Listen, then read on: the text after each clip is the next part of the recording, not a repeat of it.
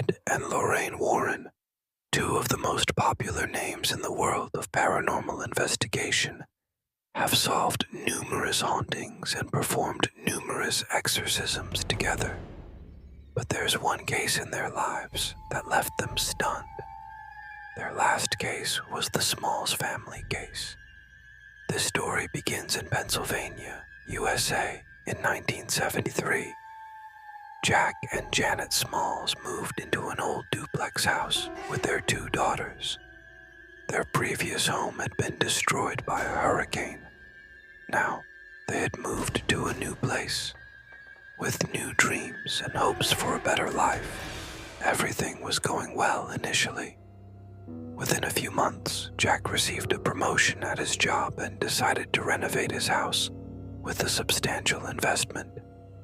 But as soon as the repairs and renovation work began, strange things began to occur. Gradually, things in the house began to move around. Tools and equipment used for repairs would often disappear and then return to their original location. In one room of the house, there were strange black marks on the walls. Jack applied 3 or 4 coats of paint over the marks, but within a few days, the black marks returned. Jack also repainted the walls several times himself, but the black marks always returned after 3 or 4 days. Meanwhile, the lights in the house would often flicker on and off by themselves. One evening, Jack sat down to watch TV, and the TV suddenly caught fire. It was as if someone had thrown a bomb at the TV. Jack called several electricians to check the wiring in the house, but nothing was ever found. One night, the radio in their house started playing at full volume. Jack woke up angrily, thinking that perhaps his daughters were up to something mischievous. But when he went into the drawing room, he saw that the radio was playing on its own because the cord wasn't plugged in. This began to happen repeatedly throughout the house. The TV and radio would automatically turn on at full volume even when they were unplugged. Drawers and cabinets would open on their own. The temperature would drop automatically, making it freezing cold even in the summer months. When Jack and Janet's bathroom was renovated, something very strange happened. The day after the renovation, when Janet checked the bathroom, she saw scratches all over it, suggesting an animal had been trapped inside overnight. After this incident, Jack and Janet became somewhat nervous about the house. Once, while Janet was in her room, she felt as if her mother-in-law was calling her from the next room. When she arrived, her mother-in-law said she hadn't heard anything. From then on, the family often felt as if someone was calling them, but they never saw anyone.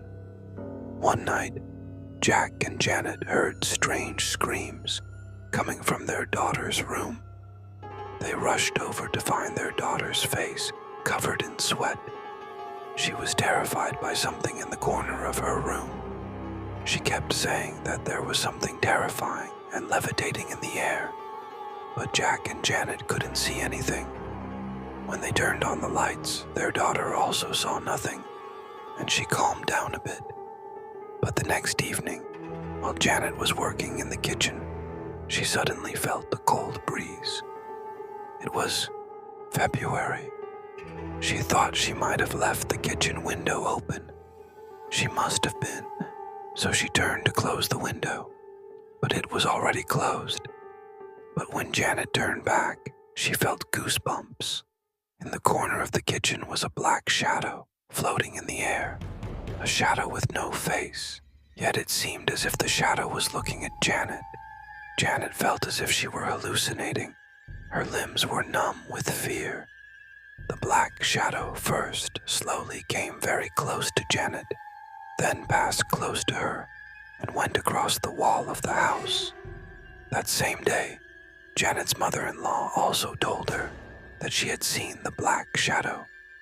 Gradually, seeing the black shadow became a common occurrence for everyone in the house. Jack and Janet's suspicion was turning into belief. They were beginning to understand that there was a spirit in their house, but since it wasn't harming anyone, they began to live with it. Sometime later, Janet and Jack had twin daughters, and everything changed.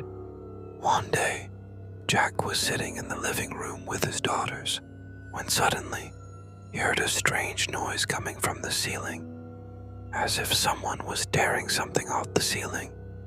When Janet looked up, her breath caught. She quickly pulled her younger daughter closer to her. As she moved, a large sandalwood fell from the ceiling. If anyone had fallen under the sandalwood, it would have been very difficult to survive.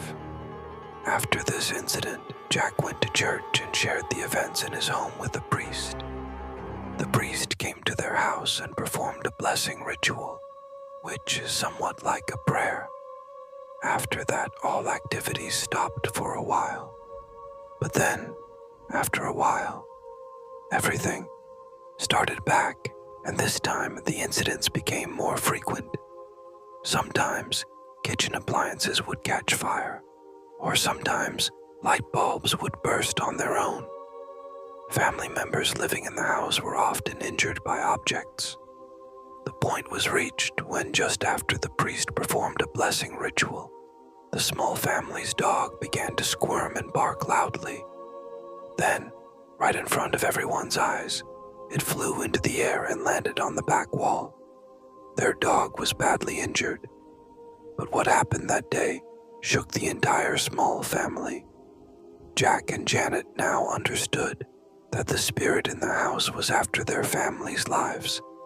Several priests visited the house and performed blessing rituals, but they had no effect. Jack asked the priest to perform an exorcism on the house, but Jack had no proof of any of this. Therefore, he was denied permission by the church. He had already invested a lot of money in the house, and Jack couldn't find a buyer. So, Jack and Janet couldn't leave the house, even if they wanted to. Years passed, but they couldn't find any solutions to their problems. Then, someone told them about Ed and Lorraine Warren. Will Adlor and Warren be able to save the Smalls family, or will something more terrible happen? To find out, watch the second part of the Conspiracy of the Smalls family case next week, only on our YouTube channel. So, be sure to subscribe to our channel.